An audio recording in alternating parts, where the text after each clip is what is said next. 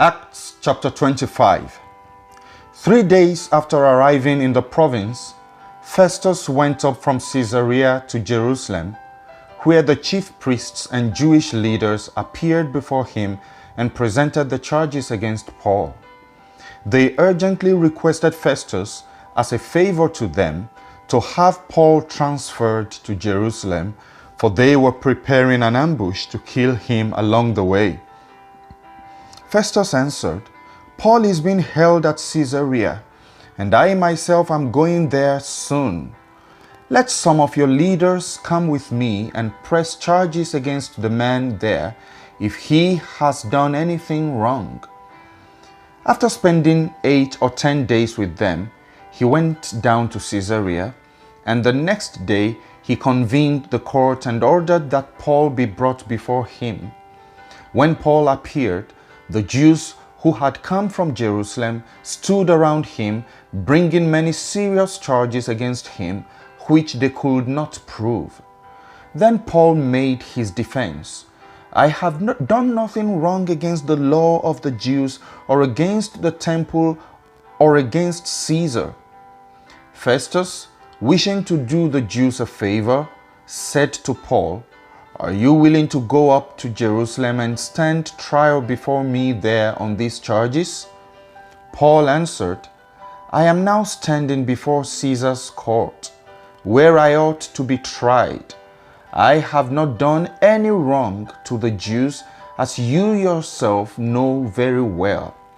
If, however, I am guilty of doing anything deserving death, I do not refuse to die. But if the charges brought against me by these Jews are not true, no one has the right to hand me over to them. I appeal to Caesar." After Festus had conferred with his council, he declared, "You have appealed to Caesar. To Caesar you will go." A few days later, King Agrippa and Bernice arrived at Caesarea to pay their respects to Festus. Since they were spending many days there, Festus discussed Paul's case with the king. He said, "There is a man here whom Felix left as a prisoner.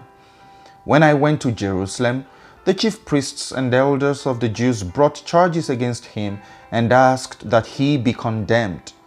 I told them that it is not the Roman custom to hand over any man before he has faced his accusers and has had an opportunity to defend himself against their charges.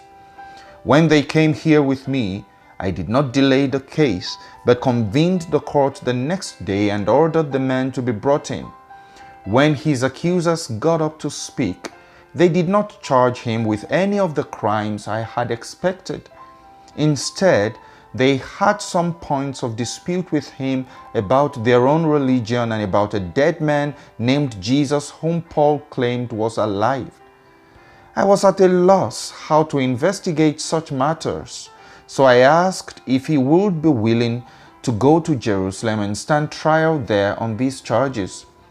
When Paul made his appeal to be held over for the emperor's decision, I ordered him held until I could send him to Caesar."